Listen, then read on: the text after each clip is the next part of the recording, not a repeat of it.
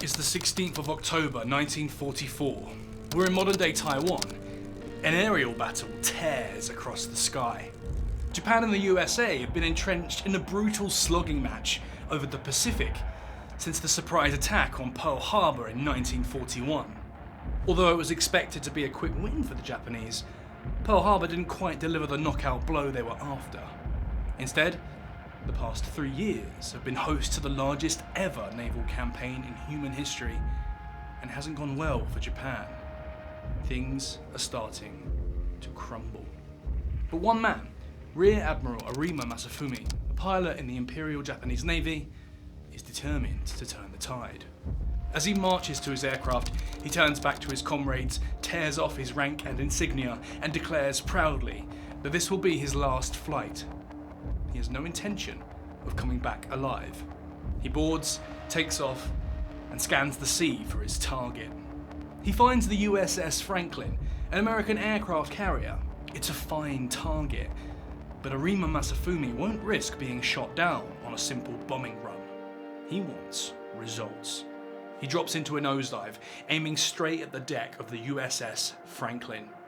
For the Americans aboard, the sight is almost unbelievable. 10,000 kilograms of steel and explosives are now hurtling towards the ship at 500 miles per hour. A direct hit is all but certain. Masafumi isn't piloting a plane anymore.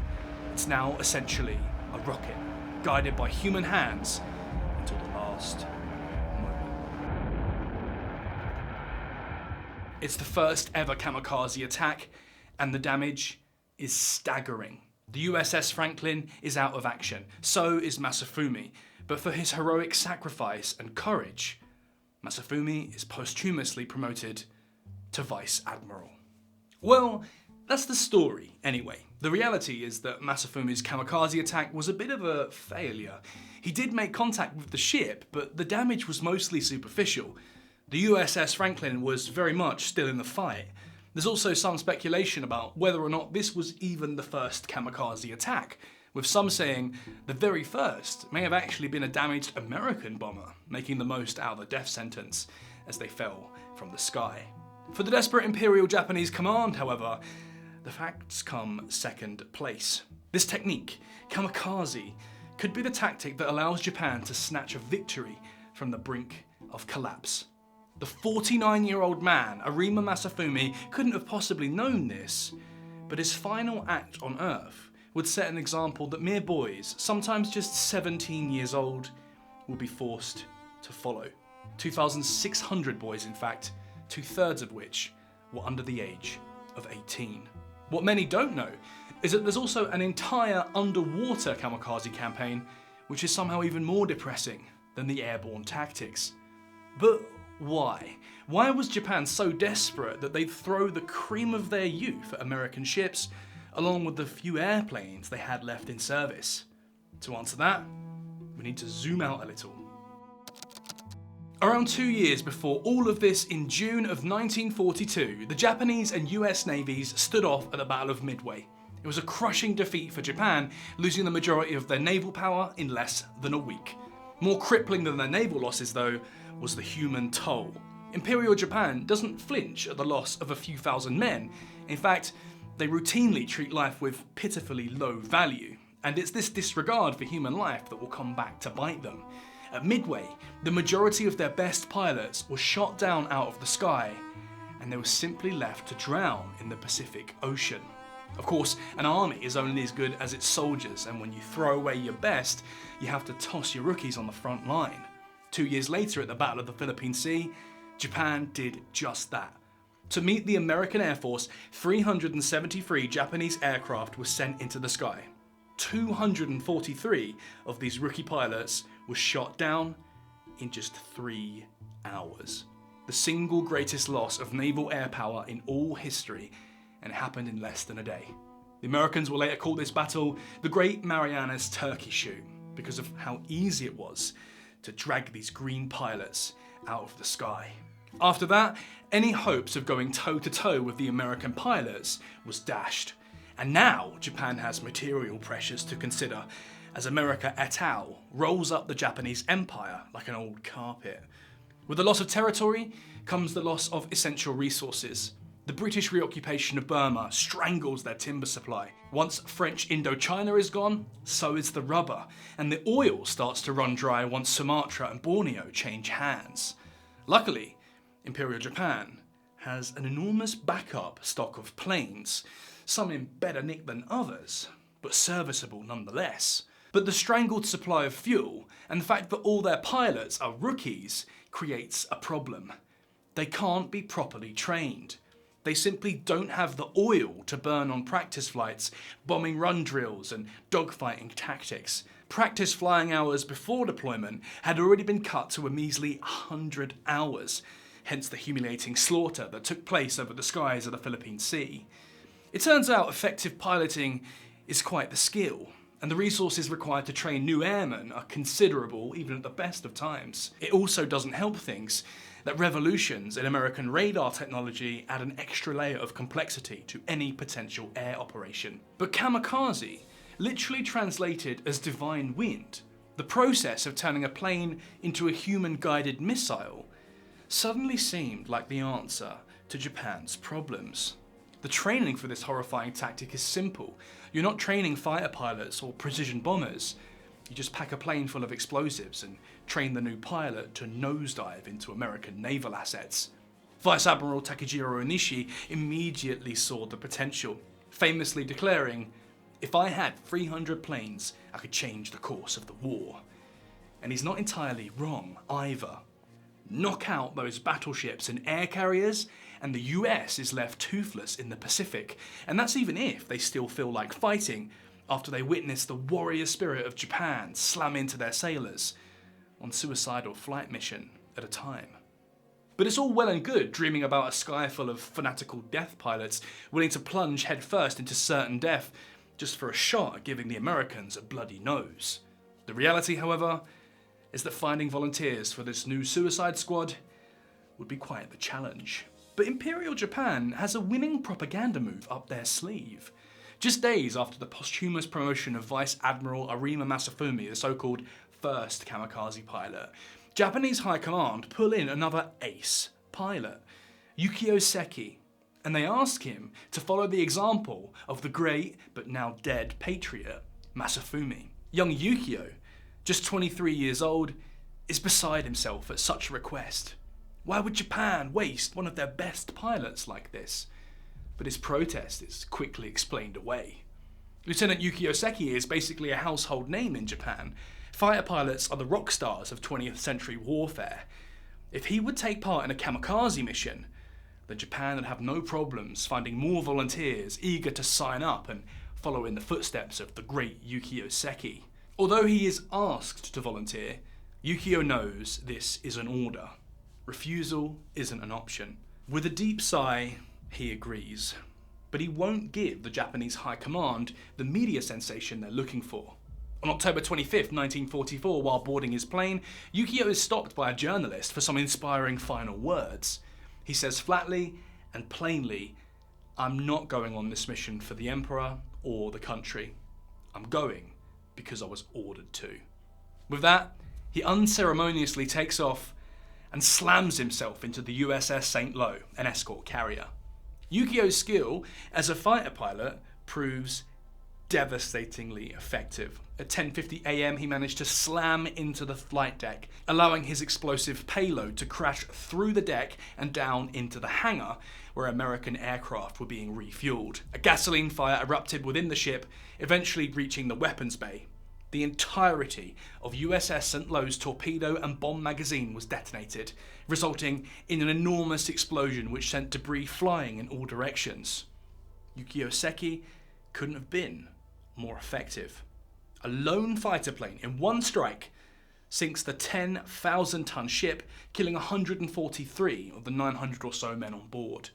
The young fighter ace may have refused to pay lip service to this deranged tactic, but the effectiveness speaks for itself. Thanks to his sacrifice, Japanese command now has a proof of concept and another fabulous propaganda win. Now the question remains, who should be next in line to take on this great patriotic honour? What kind of person would be the best candidate for Japan to throw at the American Navy? The young Yukio had actually been one of around 20 pilots that were volunteered for the first premeditated kamikaze attacks. But Japan quickly realised that sending their best and brightest pilots on one-way missions was a recipe for disaster. As fate would have it though, there was a perfect pool of candidates ready to man these new kamikaze squads, now called Tokutai, or Special Attack Units. You see, at this time, Japan had an entire portion of men that had been excused from fighting in the war. Those who had shown great academic promise were spared the front lines in order to pursue their studies. These men were supposed to be Japan's next generation of administrators, politicians, bureaucrats, and doctors. But the war consumes everything. They'll have to put their studies on hold permanently. The Emperor needs them. One other thing to bear in mind is that these men, who had been shielded from the war so far, were in reality just boys. The average age of these new recruits is about 17, dragged out of college so that they can be trained to die. This photo shows one such recruit, Yukio Araki, just 17 years old, as he holds a puppy. Within 24 hours of this photograph being taken, he'll die. In fact, none of the child kamikaze pilots in this photo would survive the war. They would all be commanded to die for the Emperor before ever tasting adulthood. But it's not all smooth sailing for the Japanese command. At first, they thought the schoolboys would be loyal servants willing to die for their Emperor, and they thought this for good reason. Japan had been embarking on a project to brainwash its entire culture into a militaristic society since at least the 1930s, even putting Bushido, a warped version of the samurai warrior code of ethics, into mainstream schooling.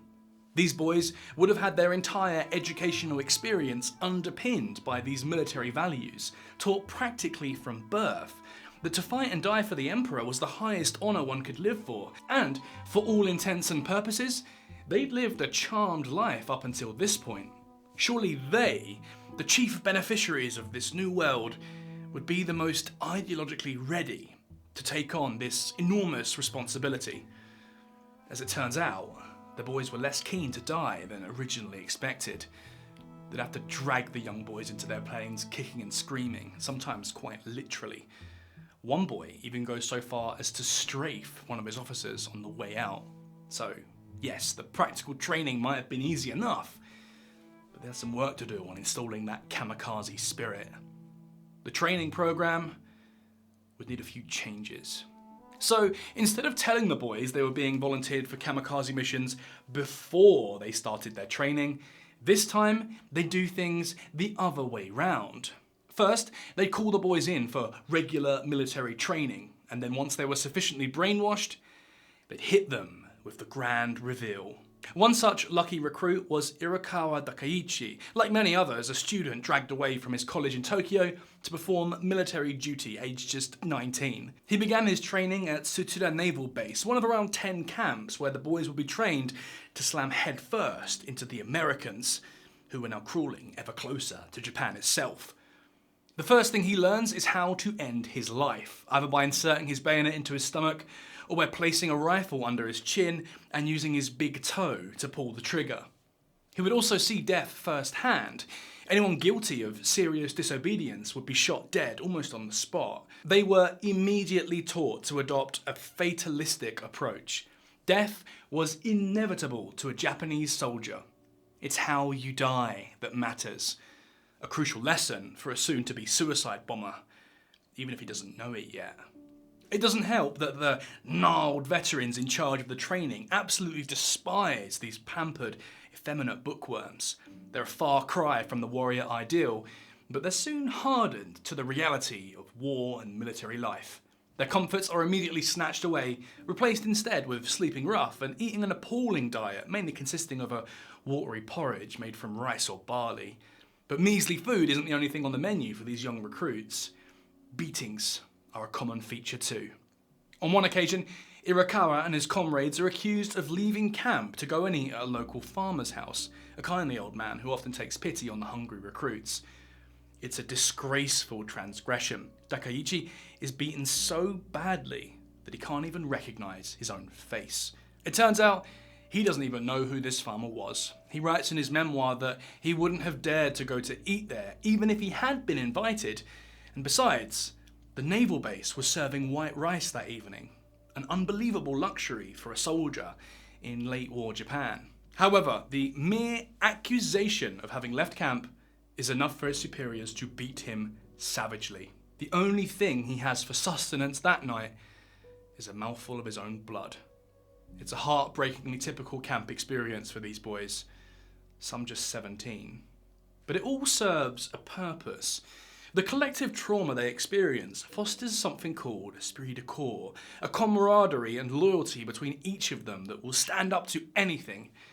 Now they've been through everything together, they'll do anything for each other. It's quite literally a form of brainwashing, and now these young boys have nothing to lose, no perceived fear of death, and a total dependence on each other. It's time to drop the punchline. They're shifted into a lecture room, sometimes hundreds at a time, and informed that they're about to be the luckiest soldiers in all of Japan. These young kids have the opportunity to become kamikaze pilots and die for the Emperor so that they can send the Americans packing. The entire group is volunteered by default, but if anybody feels like they're not up to the task, then all they need to do is stand up and walk to the front of the room, in front of those same comrades they've bled next to and depended on for safety, all the way up until this point. No one wants to be seen as a coward or a traitor to their comrades and friends. Peer pressure, reinforced by weeks of shared trauma, ensures the predictably grim response. Virtually every volunteer accepts their task, and those who refuse are made examples of. By a twist of fortune, Takeichi manages to survive. The war comes to a close before his kamikaze unit is ever called for the final act. He lived until 2021, eventually becoming a historian in his post-war life. Others aren't so lucky. Toshio Anazawa, 23, is forced to throw his life away on the 12th of April 1945, just 5 months before the end of the war. He's also a Christian, a faith which forbids suicide as an unthinkable sin. To hedge his bets, he writes home to his mother, "I entrust you to the Lord's hands. Please pray for me. If I am reborn, I want to be a Christian. I believe that when I join the Lord in heaven, we will meet again." He also writes a list of desires, things he wished he could have seen, read, or heard before the end of his life. The final item on his list is simply the voices of fondly remembered people. It's the last 6 words he'll ever write, but it's not the first time he's had to fashion his last letter. Throughout those last months, he's told at least 4 times that it's his time to fly a kamikaze mission. But be it due to bad weather, mechanical faults, or a simple change of plans, the mission ends up aborted. One can only imagine the frayed nerves, the psychological toll of having your death put on hold, only for the dreaded order to resurface a few days later. It's actually quite a common misconception that kamikaze pilots were forced to go through with their mission no matter what. The reality is that these pilots had the freedom to return at any point, if it was for good reason. Poor visibility, a lack of valuable targets, or technical failure were perfectly acceptable reasons to return to base and try again next time. See, by this point in the war, Japan has few precious resources remaining. These kamikaze pilots and their planes are valuable. Throwing them at anything other than a knockout blow would be an utter waste. But while the pilots in the sky are able to return to land if the mission is hopeless, there's a whole side to the kamikaze that's happening underwater, and there's no backup plan for those poor souls. It turns out that the Japanese submariners are inspired by the tactic of airborne kamikaze attacks. The subsurface fleet is facing the same issues that the Air Force is, and need to find a new way to strike at American ships with increasingly scarce resources. They engineer their own underwater version of a kamikaze attack, a kaiten. It's quite literally just a modified torpedo with a seat for a pilot and a rudimentary control system. When a solid American target presented itself, the pilot would crawl into the torpedo while the naval engineers weld the opening shut, permanently sealing the poor soul inside. Then, this human-guided missile would be launched from the submarine and travel underwater till it struck its target. It's a miserable failure. The improvised welding doesn't stand up to the pressure underwater and often begins to leak, leaving the soldier to drown before he has a chance to strike a ship. Some simply miss the target or fail altogether as the modifications interfere with the torpedoes, which are already unpredictable and prone to failure at the best of times. Most of those piloting Kaiten either drown in their torpedoes or simply sink to the bottom of the ocean and suffocate inside, having achieved essentially nothing. Hundreds of sailors perish in these underwater coffins. But unlike the Kaiten torpedoes, the airborne kamikaze attacks are relatively effective. Although only 14% of kamikaze pilots are able to successfully dive into their targets, some 300 ships are sunk or damaged, and 10,000 Allied sailors are killed or injured by the attacks. It's a devastating tactic, at least at first. Towards the end of the war, the Americans begin to find ways to counter this new threat. There's even a new squadron formed to deal with the pilots before they get too close, the Kamikaze Hunters. In the end though, even if the tactic remained effective, Japan's strategic mind had already scattered her hopes of a grand Pacific empire. American ships could be repaired in weeks and back on the ocean again. There was no turning back this tide. The most consequential feature of the kamikaze attacks is the psychological toll that it took on the Americans. It was a huge knock for already struggling morale. Americans were unable to imagine how they could ever overcome an enemy who was willing to throw their life away so casually. It all reinforces the American perception of the Japanese mentality as almost alien. Unfortunately, however, this use of psychological warfare backfires. When the time comes to finally press the war to its conclusion, America is too scared to approach the mainland with an invasion force, fearing more bloodshed and human loss in these senseless suicide attacks. They opt instead to force Japan's hand by using an ace up their sleeve: the atomic bomb. Imperial Japan had rolled the dice by throwing nearly 4,000 of Japan's best and brightest at the Americans. But the gambit backfired horribly, and now 210,000 innocent civilians are left to pick up the tab as they're turned to ash under the shadow of a mushroom cloud. But that's all we have time for today. For more on what comes after, that is the atomic bombings, you can check out my video on Hiroshima here. I've been Jake, this has been Flashback, and thanks for watching.